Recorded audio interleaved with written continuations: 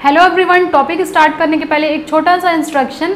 SSC JEE के लिए best books और टेस्ट सीरीज़ का लिंक मैंने डिस्क्रिप्शन में दे दिया है, प्लीज़ चेक इट। अब हम टॉपिक स्टार्ट करते हैं। फ्रेंड्स, हमने बात किया था operation of transformer on loaded condition के बारे में हमने बात किया था, और इस क्लास में जो है ये सेशन हमारे होने वाला है फेजर डायग्राम। तो देखिए, अगर प्री पॉइंट ऑफ व्यू से बात करूँ तो प्री के लिए ये इतना ज़्यादा तो इम्पॉर्टेंट नहीं है, लेकिन जब आप मेंस के लिए आंसर राइटिंग कर रहे हैं तो ये जो है वो बहुत इंपॉर्टेंट हो जाता है, क्योंकि डायरेक्ट आपको क्वेश्चन आता है 5 या 10 नंबर में, explain the phasor diagram of transformer on loaded condition. तो यहाँ पर जो है हम 3 कंडीशन की बात करेंगे। First pure resistive load, second जो हम बात करेंगे इंडक्टिव लोड, एंड थर्ड जो हम बात करने वाले हैं वो हो जाएगा कैपेसिटिव लोड। तो आइए एक एक करके हम बात करते हैं। फर्स्ट जो है वो हमारा सेशन डिस्कशन होगा प्योर रेजिस्टिव केस,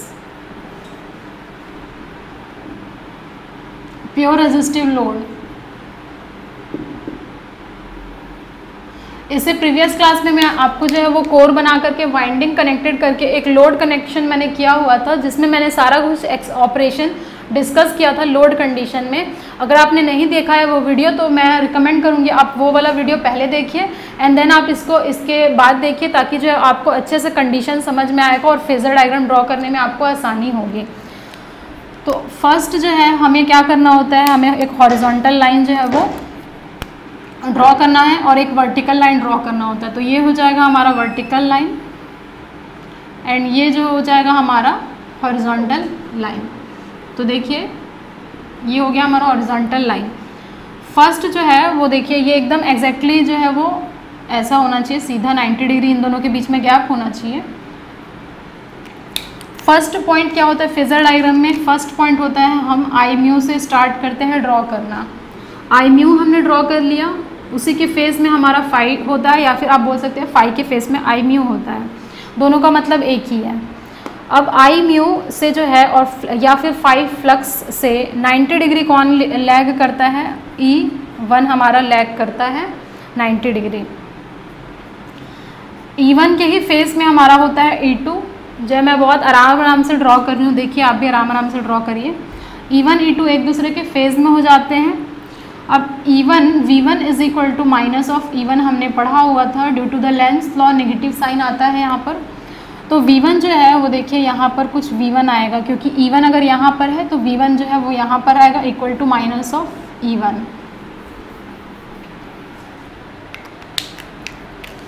नेक्स्ट देखिए V1 के फेस में हमारा क्या होता था, कोर लॉस कंपोनेंट आता था, जो कि हमारा IW होता था। तो यहाँ पर जो है वो मैंने मार्क कर लिया है IW, क्योंकि IW और V1 एक दूसरे के फेस में होते हैं, तो सेम लाइन में ये ड्रॉ होंगे। अब आप क्या करिए, इस हॉरिजॉन्टल लाइन को इधर जो है एक्सटेंड करिए। देखिए मैंने यहाँ एक्सटेंड कर दिया है। इधर वर्टिकल लाइन को आप इधर एक्सटेंड करिए रिजल्टेंट फाइंड करने के लिए। तो देखिए ये हो गया। अब इन दोनों का जो रिजल्टेंट होगा देखिए वो हमारा क्या हो जाता था, I0 हो जाता था। तो ये रहा I0, ये हो गया I0 एंड I0 और V1 का जो हमारा क्या होता था, फेज एंगल आता था, वो हो जाता था φ0। यहाँ तक तो हमने डिस्कशन कर लिया था ऑलरेडी।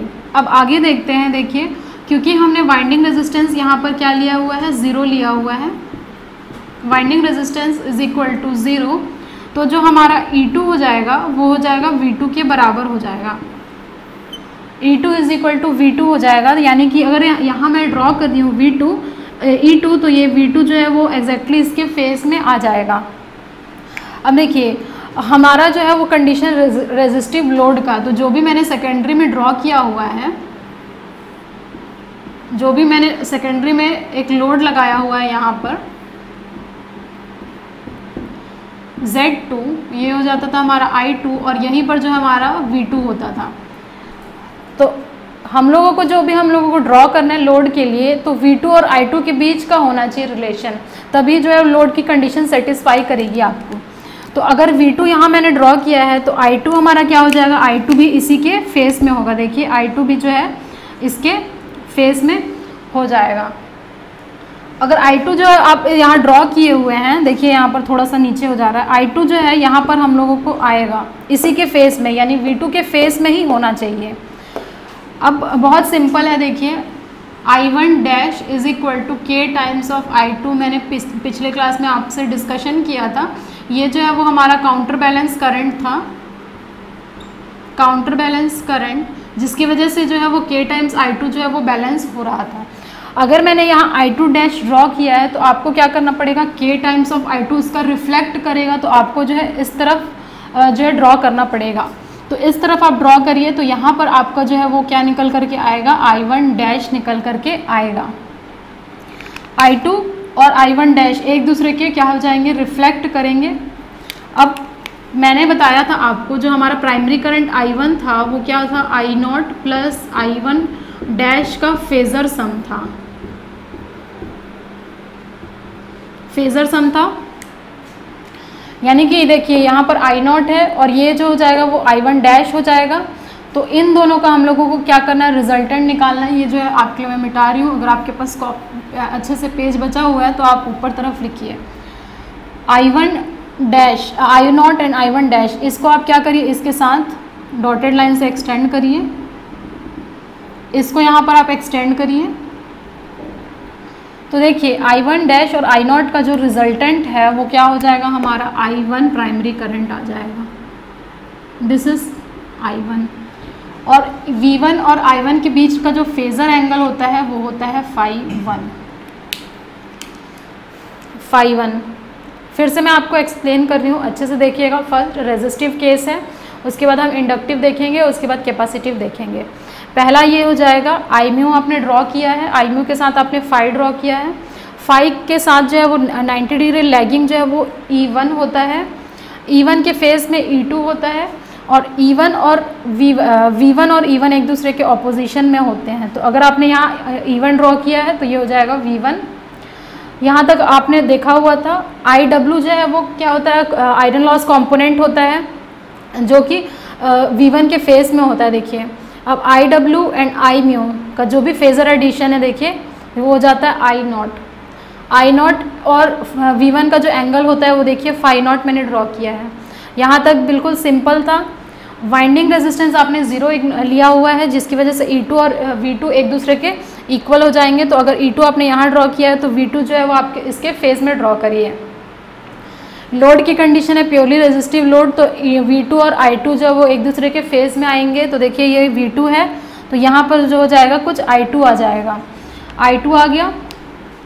I2 का जो है अब क्या है, काउंटर बैलेंस करने के लिए हमारा I1 डैश करंट आ रहा है, तो I1 dash is equal to K times of I2, just इसका रिफ्लेक्ट ऊपर जाएगा, तो ये हो जाएगा I1 डैश। I1 डैश हो गया। अब हमने देखा था जो प्राइमरी करंट I1 होता है वो होता है resultant phasor sum of I0 and I1 dash, यानी ये हो गया I0, ये हो गया I1 डैश, इनका जो फेजर सम है वो हमारा प्राइमरी करंट I1 मिलेगा। तो देखिए यहाँ जो है इस लाइन को मैंने यहाँ डॉटेड लाइन में शो किया है, I1 डैश को मैंने यहाँ डॉटेड लाइन में एक्सटेंड किया है, इन दोनों का ही रिजल्टेंट मैंने लिया हुआ है, तो ये हमारा I1 मिलने वाला है। तो ये हो गया हमारा ∅1 V1 और I1 के बीच का एंगल। तो अगर आपसे पूछा जाता है कि phasor diagram of transformer on no load on loaded condition, तो आप बताएंगे ये रेजिस्टिव का केस। सेकंड जो हम देखेंगे, सेकंड जो है वो हमारा इंडक्टिव लोड आ जाएगा। फर्स्ट वाला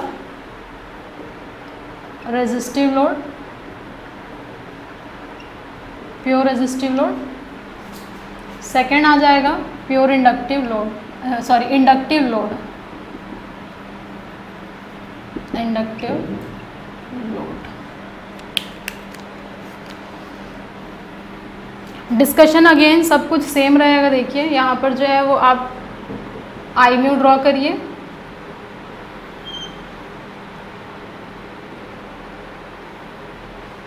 I म्यू ड्रॉ करिए। I म्यू के बाद आपको क्या करना है, ∅ ड्रॉ करना है, ∅ ड्रॉ कर लीजिए। अब आप अपने से जो है वो कोशिश करिए एक बार ड्रॉ करने का। ∅ के जो है वो 90 डिग्री लैगिंग E1 होता है, E1 के फेस में जो है वो E2 होता है, और E1 और V1 एक दूसरे के अपोजिंग में होता है, तो ये हो गया E1। I म्यू IW जो है वो कोर लॉस कंपोनेंट V1 के फेस में होता है, इन दोनों का resultant IW and I mu का रिजल्टेंट जो है हमने देखा था I0 होता है, नो लोड करंट, ये हो गया आई नॉट। आई नॉट और V1 का जो एंगल होता है वो हो जाता है फाई नॉट। ये हो गया अब तक का डिस्कशन। अब हम लोड को कंसिडर करते हैं।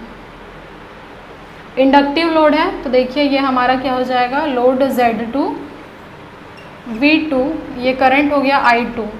लैगिंग की कंडीशन क्या होती है, देखिए I2 जो है वो must lag, I2 lag V2 by an angle, जो भी हमारा एंगल हमारा फाई 2 होता है। ये हमारा एंगल फाई 2 हो गया, I2 लैग करना चाहिए। और आपको पता है कि यहाँ पर वाइंडिंग रेजिस्टेंस मैंने 0 लिया हुआ है, तो यहाँ पर E2 और V2 क्या हो जाएगा, एक ही फेज में हो जाएगा। देखिए ये हो गया। V2 मैंने ड्रॉ कर लिया, I2 को आपको क्या करना है, लैगिंग करना है बाई एन एंगल फाई 2। तो ये अगर V2 है तो यहाँ समथिंग जो है वो हमारा क्या आ जाएगा, I2 आ जाएगा। क्योंकि देखिए जब भी आपको कन्फ्यूजन हो यहाँ ड्रॉ करें या यहाँ ड्रॉ करें, तो ऐसा होता है कि जब भी आप क्लॉकवाइज में रोटेट करते हैं तो जो भी क्वांटिटी आपको पहले दिखती है वो लीड करता है और बाद वाली क्वांटिटी लैग करती है। तो देखिए I2 जो है वो लैग कर रहा है, पीछे जा रहा है, पहले तो V2 आ रहा है उसके बाद में I2 आ रहा है। ये हो गया I2 एंड ये जो हमारा एंगल है वो हो जाएगा फाई 2। नेक्स्ट देखिए आपको क्या करना है, again I1 dash is equal to K times of I2 होता है। देखिए K टाइम्स ऑफ I2 होता है, तो अगर आपने I2 यहाँ ड्रॉ किया है तो आपको क्या करना है, इसके जस्ट जो है 180 डिग्री आउट ऑफ फेस आपको क्या ड्रॉ करना है, I1 डैश। तो यहाँ पर आप I1 डैश जो है वो लिख दीजिए। देखिए I2 I1 डैश। अब आपको पता है I1 is equal to I0 plus I1 dash, phasor sum. Primary current जो है वो क्या होता है, I0 प्लस I1 डैश होता है। I0 आपको पता है, I1 डैश आपको पता है। एक्सटेंड करिए कुछ इस तरीके का, यहाँ एक्सटेंशन होगा। देखिए इसका जो भी आपका रिजल्टेंट बनने वाला है वो हमारा होने वाला है, देखिए I1 प्राइमरी करंट I1, ये हो गया हमारा प्राइमरी करंट I1। और जो एंगल बनेगा V1 और I1 के बीच में वो क्या हो जाएगा, देखिए वो हो जाएगा हमारा फाई 1। तो ये हो गया हमारा इंडक्टिव का केस। अब इस वाले फिगर को और इस वाले फिगर को आप थोड़ा सा ऑब्जर्व करिए। देखिए फाई नॉट इतना था, फाई 1 यहाँ पर क्या हुआ, कम हुआ। लेकिन यहाँ पर देखिए फाई नॉट था, फाई 1 मतलब कम हुआ। अपन हम लोगों को देखिए ये फाई नॉट है, फाई 1 है, तो दोनों केस में हमारा फाई 1 और फाई नॉट को आप ऑब्जर्व करिए। ये हो गया इंडक्टिव लोड का कंडीशन। थर्ड जो है हम देखेंगे कैपेसिटिव लोड का कंडीशन। कैपेसिटिव लोड का जो है आप ट्राई करिए एक बार, देखिए कुछ नहीं करना है, जो भी आपने लैगिंग लिया था उसको आप लीडिंग कर दीजिए, क्योंकि कैपेसिटर में हमारा जो करंट होता है वो लीड करता है at an angle phi 2। Third जो है वो कैपेसिटिव लोड की बात कर लेते हैं। कैपेसिटिव लोड में अगेन आपको सेम प्रोसीजर अप्लाई करना है। वर्टिकल लाइन आप ड्रॉ करिए, हॉरिजॉन्टल लाइन आप ड्रॉ करिए। ये हो जाएगा हमारा आई म्यू। आई म्यू के फेस में हमारा हो जाएगा, देखिए फाई हो जाएगा। फाई से जो है वो 90 डिग्री लैग करता है हमारा E1। E1 से जो है वो फेस में आता है हमारा E2। और सिंस हमने वाइंडिंग रेजिस्टेंस इग्नोर किया है तो E2 इज इक्वल टू हमारा क्या हो जाता है, V2 हो जाता है। तो यहाँ पर जो है वो हमारा V2 आ जाएगा। एंड V1 कहाँ चला जाएगा, देखिए यहाँ पर होता था हमेशा से आई म्यू आपने ड्रॉ कर लिया है, आई डब्ल्यू जो है वो आप ड्रॉ कर लीजिए V1 के फेस में। इन दोनों का ही रिजल्टेंट आपको ड्रॉ करना है I0, आप ड्रॉ कर लीजिए यहाँ I0 का जो और V1 का जो भी एंगल होता था वो हो जाता था फाई नॉट। यहाँ तक तो करेक्ट है बिल्कुल। अब आपको करना है कैपेसिटिव लोड का कंडीशन। तो देखिए जब भी आप लोड कनेक्ट करेंगे Z2 तो हमारा लोड करंट I2 होता था, ये हो जाएगा हमारा लोड वोल्टेज V2। तो लीडिंग की कंडीशन है, कैपेसिटर में हमेशा हमारा जो करंट है वो लीड करता है V2 से, तो I2 must lead V2 by angle phi 2। अगर ये प्योर कैपेसिटर का केस होता तो फाई 2 की वैल्यू 90 डिग्री हो जाती। यहाँ हम ड्रॉ कर लेते हैं। देखिए I2 जो है मैंने ड्रॉ कर लिया, ये V2 है, ये I2 है। देखिए I2 जो है वो लीड कर रहा है क्लॉकवाइज डायरेक्शन में। मैंने कहा था कि जब भी जो क्वांटिटी पहले आएगी वो लीड करेगी, तो देखिए ये एंगल φ2 से लीड कर रहा है। I2 ये हो गया। इसके ऑपोजिशन में हमारा क्या होता था, I1 डैश होता था, क्योंकि I1 dash is equal to K times of I2 होता था। वही चीज़ मैंने किया है, रिफ्लेक्ट किया है जस्ट इसको यहाँ पर। अब देखिए I1 डैश और I0 का रिजल्टेंट हमारा क्या होता था, रिजल्टेंट हमारा I1 डैश होता था। तो इसको मैं जो है वो एक्सटेंड कर रही हूँ। देखिए इसको आप थोड़ा सा और एक्सटेंड कर लीजिए, मिटाइएगा नहीं, आप बिल्कुल सही बनाए हैं। यहाँ से थोड़ा सा दिक्कत हो रही है इसलिए मैंने इसको ऊपर कर लिया है। इसका रिजल्टेंट और इसका रिजल्टेंट आप लीजिए। जब इसका रिजल्टेंट और इसका रिजल्टेंट लेंगे तो आप देखेंगे इसका जो एडिशन आएगा, देखिए कुछ इस तरीके का होगा I1, एंड ये एंगल जो हो जाएगा वो φ1 हो जाएगा। आप स्केल लेकर के ड्रॉ करिए बिल्कुल अच्छे से, तब आपको समझ में आएगा कि यहाँ पर हमारा एंगल I1 आने वाला है और हमारा जो फेज़ एंगल आएगा वो φ1 आने वाला है। तो देखिए कुछ इस तरीके का हमारा कैपेसिटिव लोड का फेजर डायग्राम बनने वाला है।